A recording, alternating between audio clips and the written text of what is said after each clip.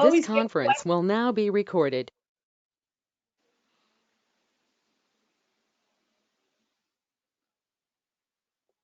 I want to welcome everybody. My name is Pat McFarland, and my co-chair Rhonda Stovall is with us today. And we welcome you to our third Tuesdays of every month that is known as Lunch and Learn. And today we're going to hear from Eloisa Gomez, and we'll introduce her in a minute. I think you all know her.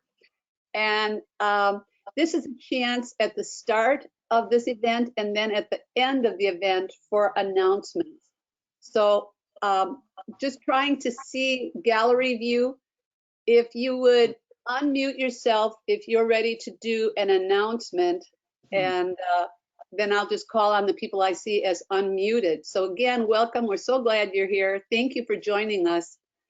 And I think Lorna Grady is ready to go with an announcement. Lorna, can we count on you for one? Yes. Next Tuesday from 6:30 to 8 p.m., we will be having a meeting, not a meeting, we're calling it a members forum. So it's like a public information forum, but it's limited to just the league members. We think we might expand that in the fall and open it up to more public, and hopefully we can be public then. But it is on the work of the Police Policy and Practice Reform Committee. So we have been meeting since June. I'm sorry, we met in June to sort of create the committee, and we've been meeting since early July, meeting bi-weekly, sometimes even weekly. And we would like to report on what we've done and what we think that people can do, and if they would like to support our work. And it is a very, very, very, very timely topic. And so we would like to encourage you all to come. We've been putting in weekly notices for about 5 weeks in the weekly update newsletter. And then on Friday, we're sending out a MailChimp that's going to be just exclusive to this announcement. So watch for that. The links are all over the updates. And I believe, Brandy, are you online? Yes. And is it on a calendar? Is it somewhere on the website as well? Yes, it should be on the homepage, I think. Okay. So I really encourage you to come. I think it's, we'd love to hear your questions and maybe where you think our efforts should go as well, but we want to update you on the topic in general, what we've learned, and we've learned an awful lot, and where we'd like to go from here. So thank you. Lorna, could you give us the time again? It's Tuesday, April 27th, 6:30 to 8 p.m. Thank you. I'm going to mute and take my face off because I'm going to have lunch. So very excited to hear Eloisa. Okay. Thanks for the announcement. It looks like Kate is unmuted, and I'm wondering, Kate, are you ready to do an announcement related to social justice or the work of the league? Is it restricted or unrestricted?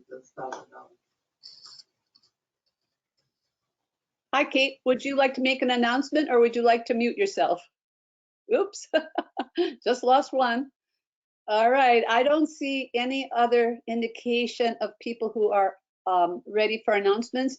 But again, at the end of this session, we make time for announcements again.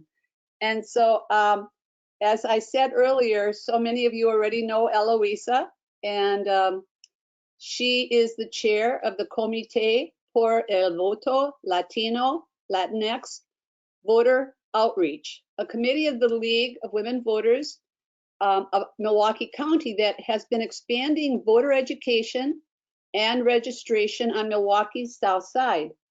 Eloisa is a co-author of the book Somos Latinas, Voices of Wisconsin's Latina Activists, and it's a Wisconsin Historical Society press book, but she told me you can get it at Boswell. This book summarizes the activism of 25 older Latina activists from Wisconsin. And I have to say, Eloisa has presented to Lunch and Learn before, and that's where I first heard the term Latinx or Latinx. So I feel a little smarter than I would have had I not listened to her. I want to call on Rhonda because she told me that Rhonda Stovall wanted to add an announcement. So Rhonda, can you unmute yourself?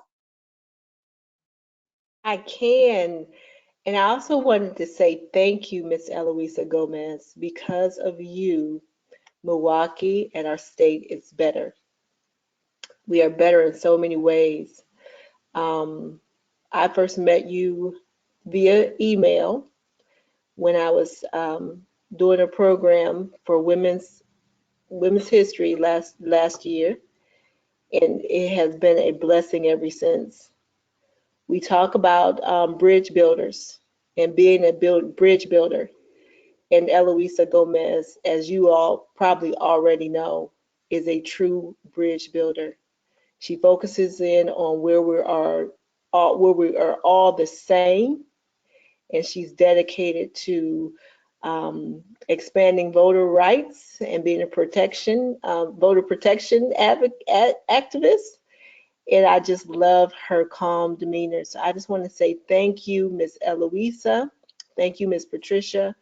As an African American woman who has recently joined the league, you have welcomed me with open arms, and you epitomize what folks are looking for in terms of diversity, equity, and inclusion. So I want to welcome one of the state DEI advocates here at the League of Women Voters. And thank you for taking the time to share with us who we are and our potential for the Latino and Latinx electorate, because that's going to be important, not only in Milwaukee, but for our nation. So thank you again to Miss Eloisa Gomez for being a bridge builder and a community leader in every sense of the way. Thank you. Oh, and then John, I'm sorry, I forgot about the John Lewis Project. So the League of Women Voters has recently endorsed, and I say this nationally, has endorsed the John Lewis Voter Rights Advancement Day. Over 100 cities on one day will come together with the joint mission of advocating for HR 4 and S1, which are two federal pieces of legislation, which will allow the states to have uniform policies to extend voter rights. And so Eloisa Gomez and some of her counterparts at Voces de la Frontera, as well as some other groups in the area with League of Women Voters, Milwaukee County having endorsed it along with the national just last night, are leading the way in making sure Milwaukee stands. And here I see Linnea has just joined on Supermarket Legends and also League of Women Voter. Stands strong in this mission. So anyone that's interested in that, please email myself or Patricia or Eloisa, and we will, or Peggy Creer, and we will get you connected to that initiative. And I thank you so much for giving me a couple of minutes. And Rhonda, just one last question about that. Could you tell us the date again for this event with the John Lewis event? We'll get it soon. Okay. Eloisa, thanks again for once again sharing your wisdom and your knowledge. And the theme has been following the lead of Black and Brown women, learning how to work collectively and to inspire hope. And we have made the theme of choosing to be better rather than bitter the inspiration that takes us month to month working together. So Eloisa, welcome. Thank you so much for the opportunity to speak to you this afternoon. I'm really glad to present and to say that I feel very fortunate to be part of the League of Women Voters. I have been so impressed since day one with the dedication of so many volunteers. Just has been a wonderful opportunity for me. So I thank you all. So I'm going to speak today. The topic is Milwaukee's Latino Latinx Electorate, who we are and our potential. Yeah, there is a note there by Rhonda or someone that the John Lewis event is on Saturday, May 8th. And so I'm hoping that you'll all be participating in one form or the other. So thank you. So yeah, this is a quick presentation to you. I'm blending both the work of my wonderful group of colleagues who are part of Comité por el Voto Latino and, you know, the work conducted with interviews of 25 older Latina activists from Wisconsin. Okay. Now, for some reason, oh, there we go. Okay. So, just to start off with, to explain who we are, Comité por el Voto Latino, also called the Latinx Voter Outreach Team, is part of the League of Women Voters of Milwaukee County's Voter Services Committee. We started in the fall of 2017, and we did an exploration as to whether or not we would like to form as a group, and the answer was a resounding yes. So one of our first tasks right after the holidays, we began in 2018 to define what our mission was, what our goal was. And that is essentially to increase the number of Milwaukee's Latinx voters by providing bilingual information, promoting voter registration, and sharing resources directly with the residents themselves or through a variety of community partnerships that range from El Rey grocery store, one of the businesses that we're most had the opportunity to work with, but also the faith communities and the nonprofits. So what's our starting off point as we kind of look at the work that we're doing? It's Latinos in the city of Milwaukee. Well, the overall estimated population for the city is 590,000 residents. Of that, 112,000 are Latinos. And we come in all different kinds of races. But in terms of our ethnicity, we represent 19% of the city's overall population.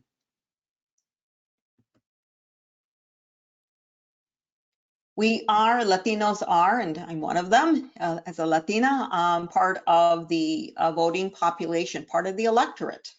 So how many registered voters are there in the city? Well, there's a little over 325,000 that are registered. And of that number, now we do not know, I want to emphasize that, who are the Latino voters in the city of Milwaukee. But the city of Milwaukee does collect information regarding Latinx surname individuals. So if your last name is like mine, Gomez, I would be counted as one of those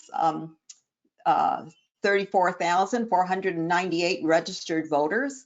But if you have a last name like Bartkowski or Murphy or something like that, and you are Latino, you are not part of this mixture. So, but it does give us a sense of how many Latino voters there are in the city again. And again, this is information that's acquired by the Milwaukee City Election Commission. So of that 34, close to 500,000 registered voters, that represents about 10% of the registered voters for the city of Milwaukee. And there was another analysis by the Pew Hispanic Trust, the Pew Research Center, and their estimate is about the same, between 10 and 12% of registered voters for the city of Milwaukee are Latino. The focus of our Comités group is the South Side, because that is where the highest concentration of Latinos live, not just for the city of Milwaukee, but for the entire state of Wisconsin. The highest concentration of Latinos in the state of Wisconsin live in these 5 aldermanic districts.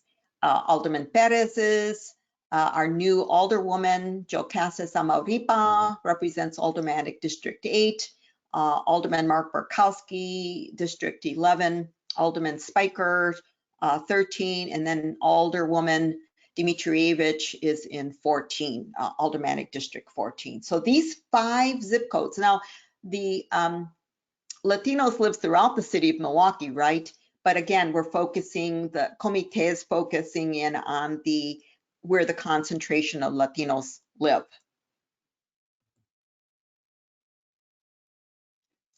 Our acronym is CVL-LVO. That stands for Comité por el Voto Latino, Latinx Voter Outreach. So you'll hear me say CVL-LVO, and that's what it means. We follow, as I mentioned, the activity of the Latinx surname registered voters. So we've been acquiring information through the city of Milwaukee as to where they live. And it's important to note, we do not know we do not know about their voting activity, but we know the number of registered voters and where they live.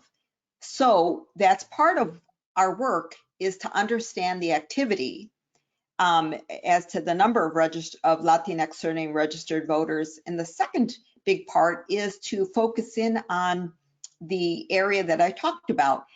The 5 aldermanic districts, we looked at the top 62 South Side wards that had the higher number of voters. And so the darker the color, the higher the intensity of people with the Latinx surnames are in these districts.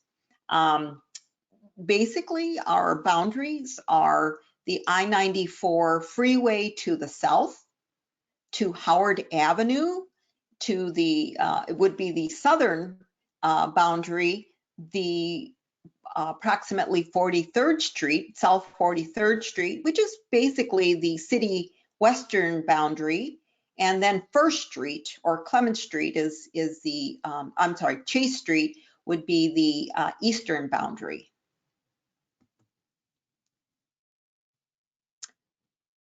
So very much like our African American brothers and sisters, Native American and Asian American, you know, we have a legacy to deal with in terms of our disenfranchisement as Latino residents.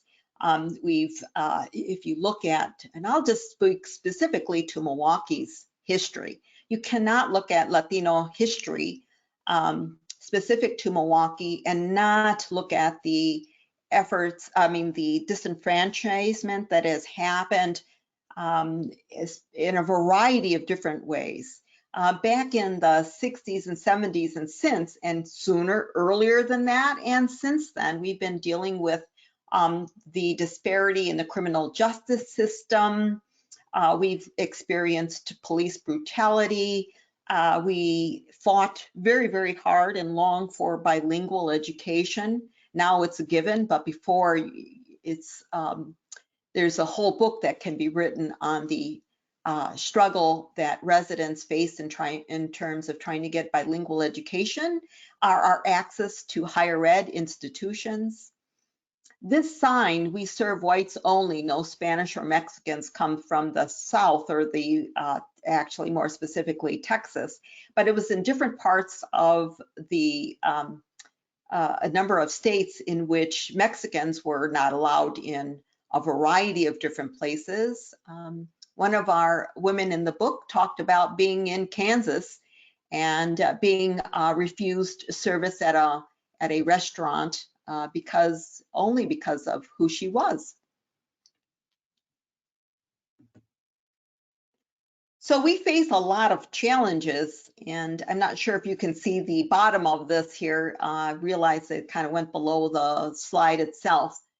One of the challenges we face is around voter restrictions at the state and national level. So things like the efforts around calling attention to the voter restriction that have occurred over time, and more recently is, you know, the effort with the John Lewis Day event, but also the active work of the League of Women Voters and ACLU and so many other groups to call attention to the restrictions that we face.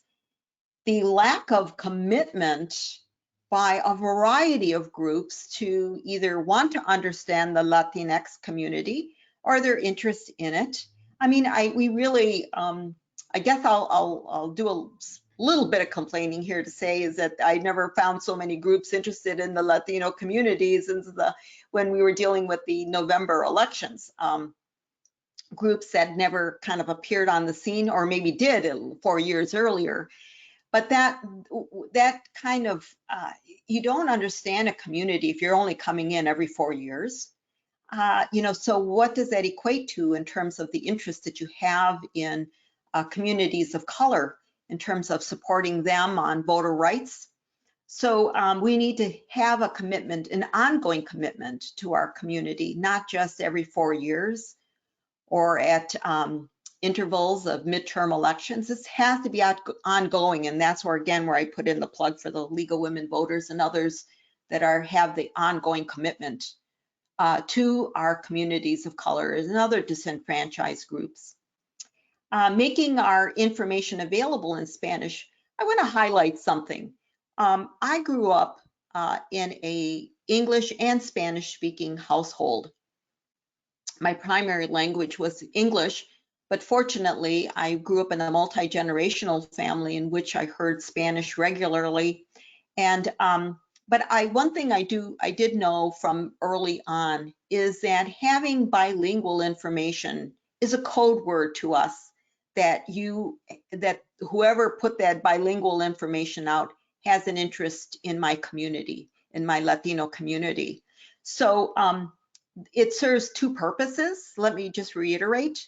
One is that it does connect Spanish-speaking individuals and having access to the information, but it's also code to Latinos to say, you're interested in my community. And that's a very, very important message that cannot be overlooked.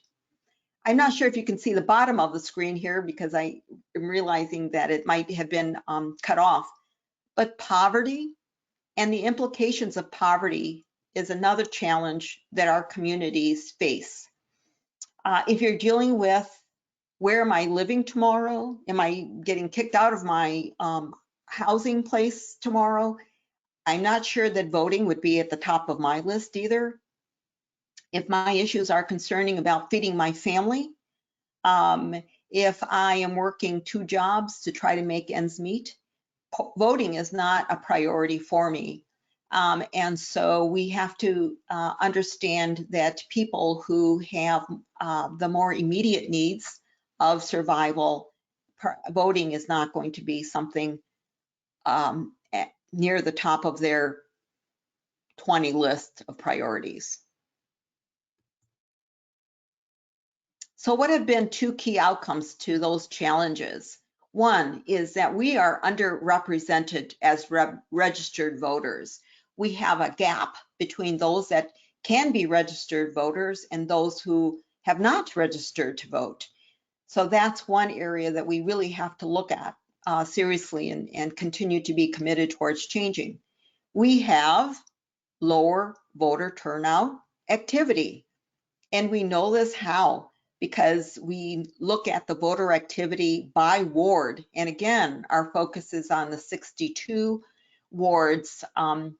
When I get the chance, which hasn't been much lately, but to look at, the overall activity of voting, because there are 327 wards in the city of Milwaukee.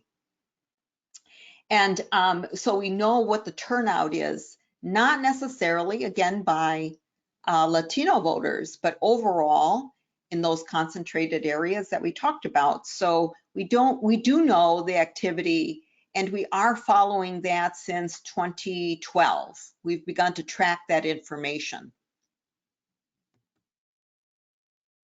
We've been here before. These issues and these outcomes are nothing new. And so, when we get to the presidential years, there's more of an interest in, what will the Latino vote look like? How will it respond in terms of these candidates and outcomes for the elections?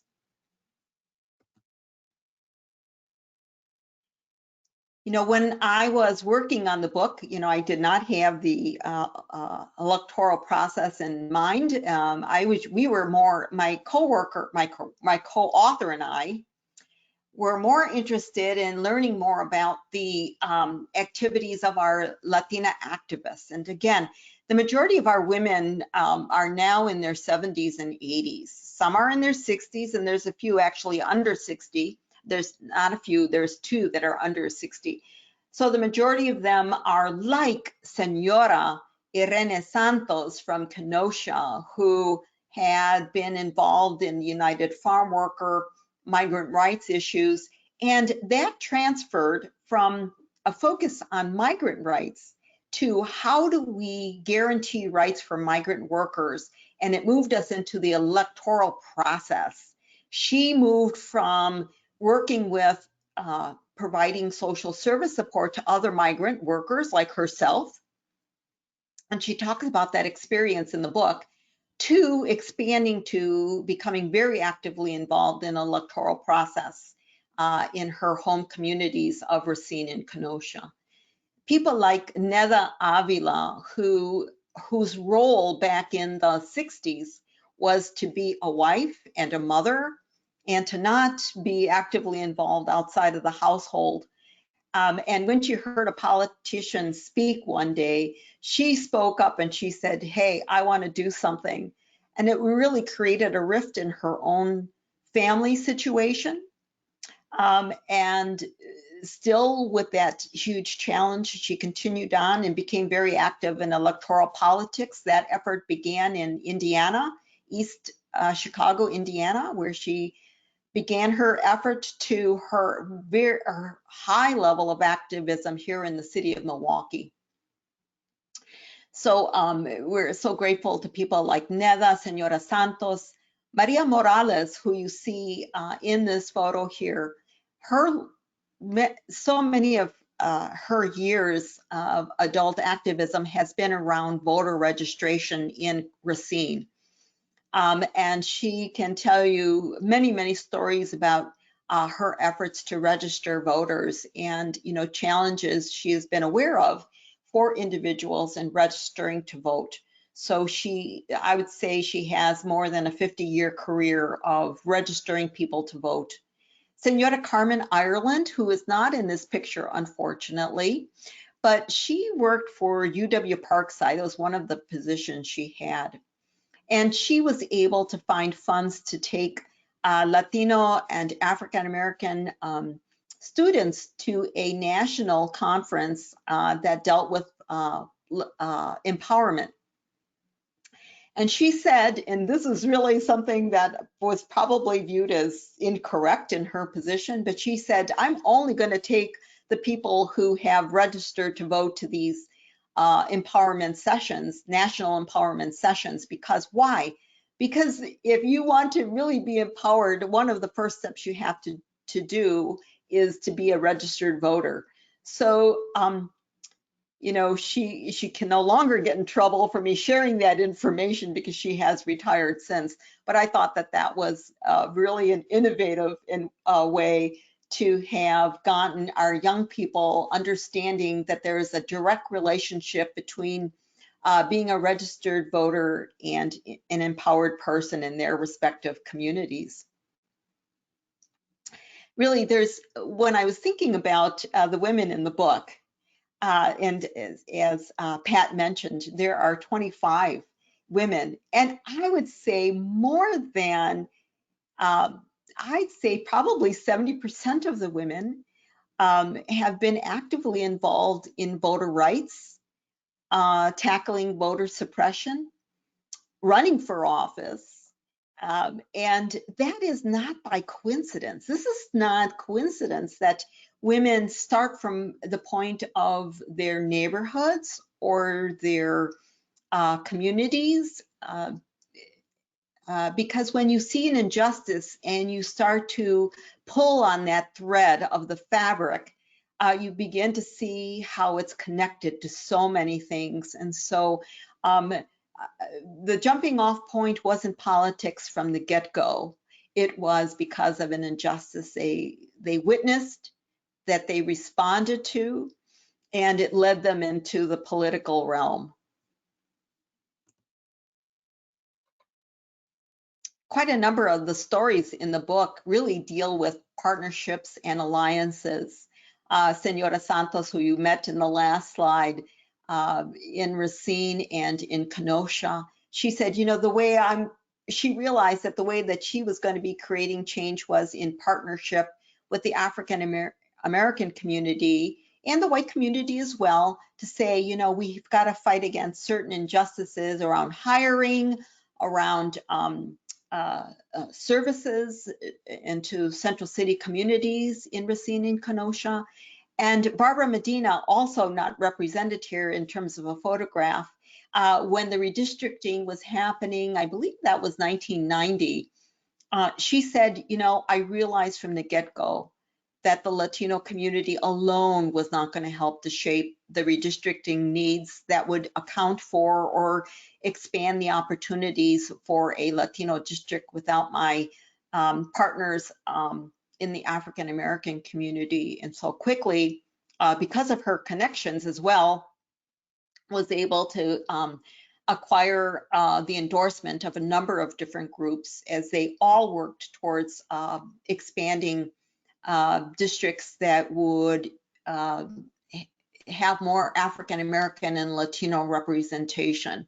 So that's a powerful story that I actually, even though I was part of it, I have reread the experience, because as you know, as you'll see in the shortly, is that redistricting process can happen very quickly. And that's before you get tied up in the courts, but that whole process can happen very quickly. And they mobilized quickly and did some tremendous work as a result.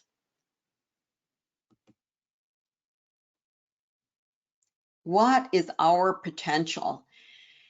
Well, one of the things that you have to know is that we, the Latino community is really, even with the immigration restrictions and the struggles we've had with that, is the population, one, it's a young population. The average age is much younger, just in the city of Milwaukee alone, certainly in the state of Wisconsin, than many of the other populations, particularly the white population.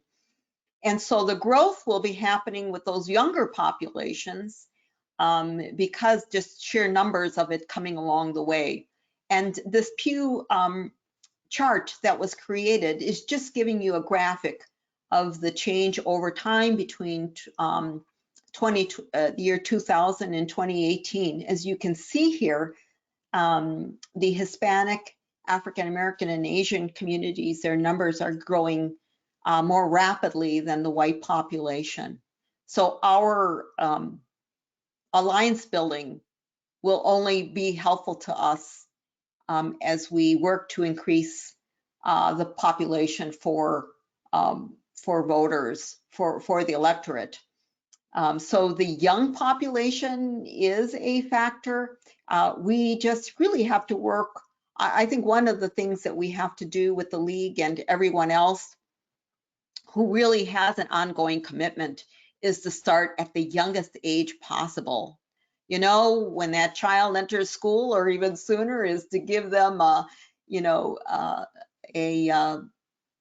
give them the year that they turn 18 and say, you know, this is your passport to registering to vote, kind of a thing. So there's many ways and we can create awareness at a very early age about being a registered voter as early as possible, or when you turn 18, creating the awareness early as possible that that's what happens when you turn 18.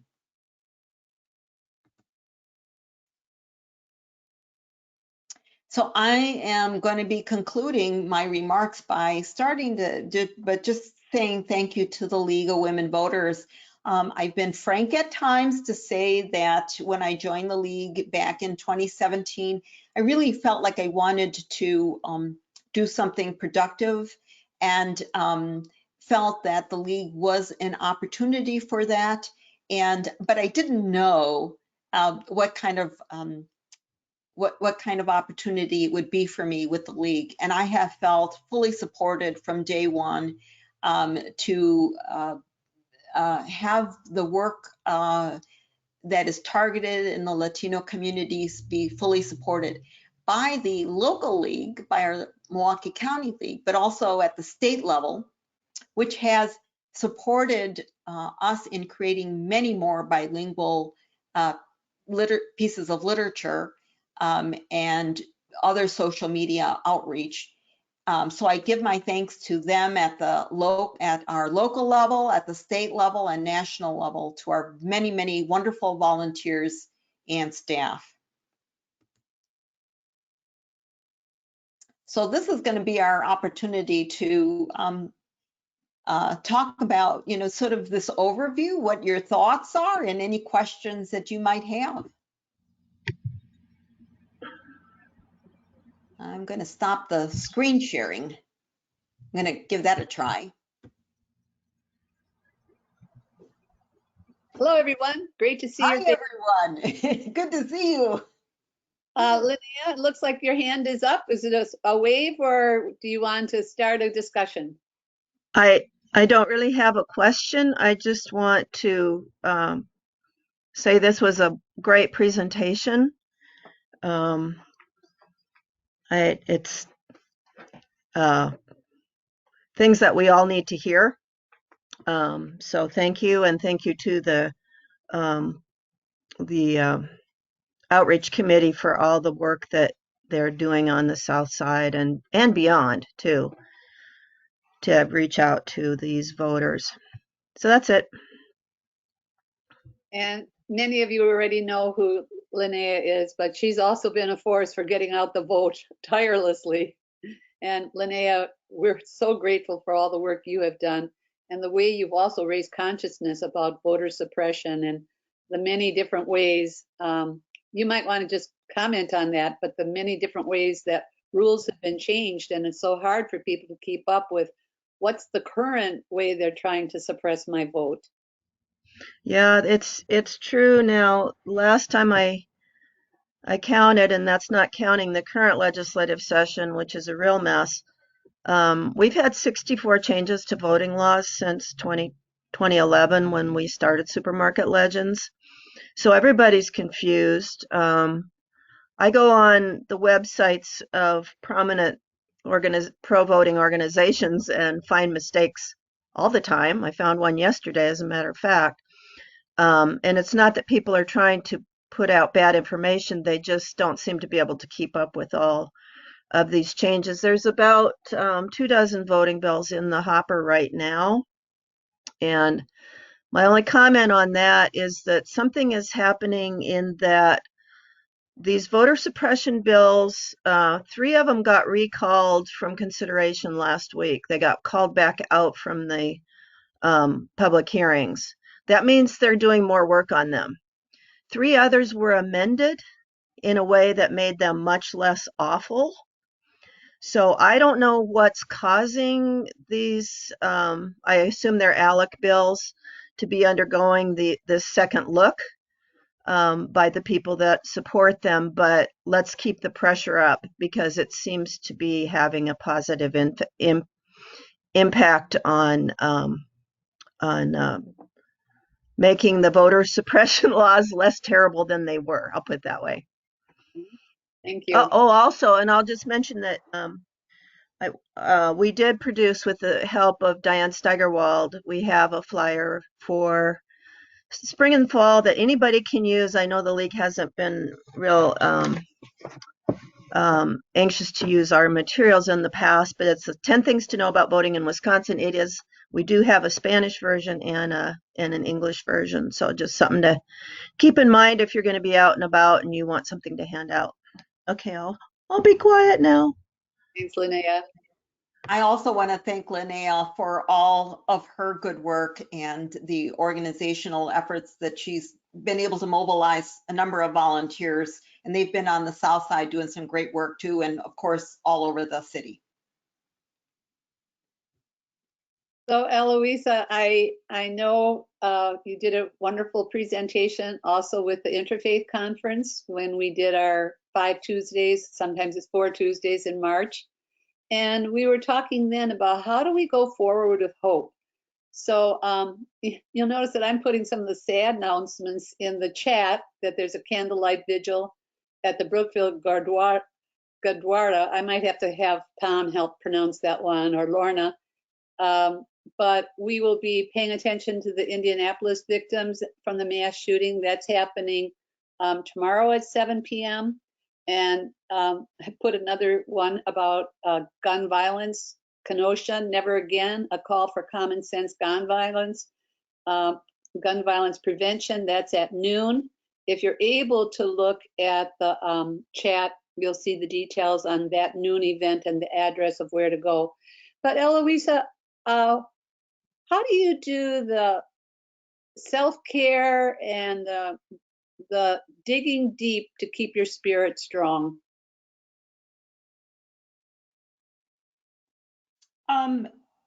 One of the things I I think of is that, you know, if you're in it for the long haul, what is it you need to do for yourself to you know, go the distance?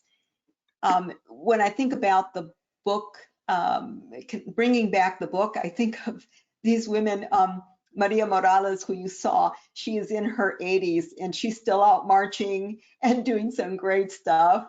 I'm like, I'm not sure I'll be doing marching when I'm 80, but I hope to go the distance. And so that I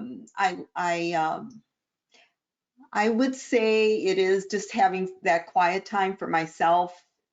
I'm actually more of an introvert than it may appear to be. I love quiet time. I grew up in a household of 7, and so there was 9 of us in a house, never enough rooms. And so I love quiet time. I love going to the library and just sitting with some books and reading and thinking. And now I can't do that. So I'm outdoors a little bit more when I can. Thank you for the question. And I have another one, but I'm looking for people who have unmuted themselves as well. So I was watching PBS last night, and the movie star who played Maria on Oscar the Grouch and all the Sesame Street activities, she talked about when she was young, and I don't know how old she is. She might be about 65 or 70. But when she was a young girl, she would watch television and never see herself on the television. And she decided that she would put herself forward and learn how to be an actor. And then she auditioned for things and she became Maria. And so many young girls said, oh my goodness, you inspired me to go forward, because now I see I'm not invisible in this country. And it really struck me at what it's like to feel invisible when you look at media, movies, or roles that you can play. And I think she was 10, she went to see West Side Story, and it just gave her such a kick.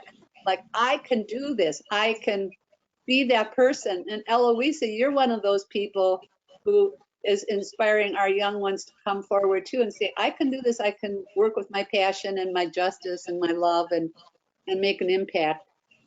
I know with the book, I was curious to see how the book would relate to our younger people and non-Latino, and they have embraced it as much as anyone else has, and that has been so positive. I was fortunate to go to a variety of campuses to talk to people, and the young men, the college men, the young women just felt very inspired. Again, that notion of seeing yourself, your tias, your abuelas, your older brothers and sisters, being part of this experience and fighting the good fight, and that inspires regardless of age, gender, or ethnicity or race. I'm just going to step away for a second because I realize I have to plug in my laptop. Oh dear. I hear you. Please plug in. Mary Gleason, are you unmuted intentionally? Am I on mute intentionally? Did you have an announcement or a question or a comment? Oh, am I on unmute? If Eloisa can say what the name of the book is again, and did you say it was at Boswell's? Yes, it is. And while she's plugging in, the name of the book is Somos Latinas, Voices of Wisconsin Latina Activists. And in parentheses, we advertise that as a Wisconsin Historical Society Press, a book that summarizes activism of 25 older Latina activists from Wisconsin. And she was promoting Boswell. She didn't tell us to go to Amazon. Okay. And Eloisa, is Genevieve Medina in your book? She is not, but her daughter is. I know. Barbara is. However, Barbara, Mrs. Medina had passed already by the time the work we had been work, because she would definitely belongs in the book. And there's a number of women that belong in the book that have passed, and we were doing the oral history interviews. So, but Barbara has a videotape and she talks about her mother and her mother's good work, and that's on the Wisconsin Historical Society website under Somos Latina. You could find that there. She's Mrs. Medina was a remarkable woman whose story needs to be told. And isn't she basically one of the founders of UMOS? Absolutely. Okay. Although she's not on the mural that's there. And, that's another example of, we still have to fight to have our presence known. Thanks, Eloisa. You're welcome. I see no other announcements. I will call on Rhonda Stovall because she had an announcement, and it's really important for us at this meeting. We did get it into the chat, but Rhonda, do you want to tell us again about what is going on with the John Lewis event on March 8th? What is the purpose of it? What are the coalition hoping to do? Okay, so on May 8th, 100 cities, Madison, I see we have Miss Kate. I'm sorry, I don't know you other than through email, from Dane County on the line, League of Women Voters, and our colleagues from Dane County. We are all in Appleton League of Women Voters, and just found out from our colleague in Cedarburg that she's interested too. We're all going to join the 100 cities to go out on one day, May 8th, and actually advocate for the national federal laws that would try to bring unification to the voter policies, so that no matter where you're at, Wisconsin, Florida, Georgia, the laws for voting would be uniform. That would eliminate some of the policies that we have in the hopper, quote unquote, from my friend Linnea. It would eliminate those kinds of disputes, because in Georgia right now, it is illegal for volunteers like ourselves to hand out water or snacks to people who are in line to vote. You get a misdemeanor fine. In Wisconsin, one of the things that's in the hopper is that if you are employed by an issue-based organization or a political organization, you will not be able to work as a poll worker. And that's really not that big of a deal, except for in the marginalized populations in African American, Latina, Hmong areas of town, where you've seen that Eloisa showed you the districts. That's going to be a problem, because almost all of our poll workers are people who work in that type of environment. So if I work for SDC, or if I work for the city of Milwaukee, then I'm not able to be a poll worker, and that's a problem, because I'm also tied to the League of Women Voters. I'm also tied to a fraternity or sorority or a different organization, and those organizations adopt those polls. So that's going to be an issue. Again, it's a law that's in the Wisconsin legislature right now and is aimed to put restrictions on the influence of people of color so that we won't have the impact that we had in 2020. So if we stand up and say that we want uniform election laws across the nation, then we'll be more impactful in providing equity so that everyone, regardless of your color of your skin or where you live, will be able to exercise your voice. So May 8th will be Wisconsin's chance to join a national movement to say, hey, we support these national policies, which would provide uniformity, but also is going to provide opportunity for us in Wisconsin to advocate that we do not want some of these restrictions to go forward in the Wisconsin legislature. So how, if I have a couple more minutes here, so basically there will be a broadcast, a national broadcast from Washington, D.C., where you have people like Jesse Jackson, Maxine Walters, and Native American speakers, people from all over the country, Hmong, white, black, everyone from all over the country will be speaking on voter suppression from various states and religions.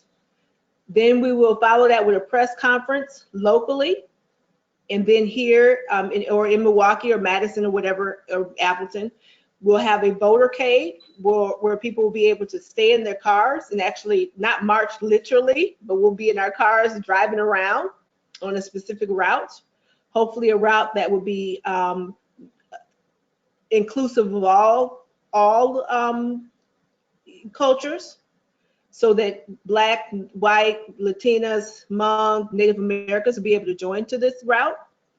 Afterwards, we'll have what's called a celebration village, and that's where we'll actually talk about the laws that are affecting us nationally and federal, and we'll have speakers who will give us more information. Speakers, again, diverse speakers who will inform us about where we're at as a state versus the national, and we'll have hopefully we'll have some dancers and some youth and so on and so forth. So it's a full day and it's an agenda. And again, if you're interested in learning more about it, by all means, email Eloisa, you can email Peg, you can email Kate, you can email Linnea. You can email any of us and we can get you the latest documentation and get you connected to our planning committees. Thank you so much. And I'm going to call on you momentarily. I do want to announce that next week, in May 18th, we will have another speaker, Dr. Dorothy Walker. Dorothy Walker is known for breaking the glass ceiling in the skilled trades, African-American woman, a strong sister who taught welding at MATC for many years. And then she was serving as a dean, and she's always serving as a community leader. So it'll be great to hear Dorothy's voice. And then we have Faith Colas. She'll be talking in June 15th, Connecting People, Truth Telling on WMCS Community Engagement. And I'm hoping that, Rhonda's on her way to another meeting. We will be giving you details. Save this link. We're always promoting our activities. We're always happy to have you join us. And are there any other league announcements? So in the chat, we have some announcements around justice and issues in the city, the kind of things Eloisa has fought for a better world for people. And these are some other specific. And we did record this meeting for anyone who missed it. And Brandy, are you still available to tell us how do people find our recordings? The recordings go up on the website usually within a week after the event takes place on the homepage. Final comments. We are going to be sending a word of gratitude to Eloisa. I might try the Micah approach and let people popcorn style tell us something that they appreciated about our presentation today. But if you don't want me to go popcorn, you could just volunteer a comment of gratitude or spirit. I do have a comment if you, I think I'm unmuted. Yep, you are, Sarah Jane. Yep. Well, first of all, I mean, it was an excellent presentation, and thank you, Eloisa, for all that you've done. I would like to call attention to what Eloisa and Diane and Judy did with translating for Vote 411. They did an excellent job for the state, and they did an excellent job for us in terms of describing the positions in Spanish, what those offices do, in translating the questions from the candidates. And there were a lot of questions to be translated. And getting those done in rapid time, because we didn't have very much time between getting the answers and putting the guide out for the primary. But the other thing I think is that I appreciate the information that I just got today from you about the wards where the concentration of Hispanic voters are, because we're very disappointed on the voter services Vote 411 team about the fact that no candidates, local candidates, chose to respond to those questions in Spanish.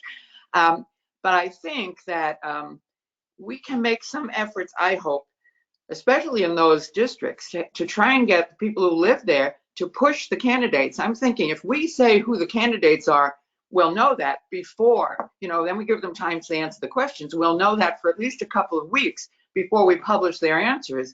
And if people who are constituents here, if we can promote their contacting, here are these people running in your ward or running in your district or in the county, please contact them and urge them to participate and respond in Spanish. That would help, because I don't think we have the finances to translate all of the candidate answers, because that runs into over 100 candidates in some cases. So, but it did inspire me to say, okay, this gives us a place to focus. And thank you for that and the rest of the research that you've done. It's excellent. Thank you, Sarah Jane. Hi, Eloisa. My name is Deborah, and I just want to say I've seen your name on numerous emails, but today your presentation was inspiring and empowering, and I just want to thank you for doing all of the work that you do in the community. Thank you, Deborah. Thank you. And Deborah has been working on the issue of handgun violence for a very long time and has also been one of our Lunch and Learn presenters.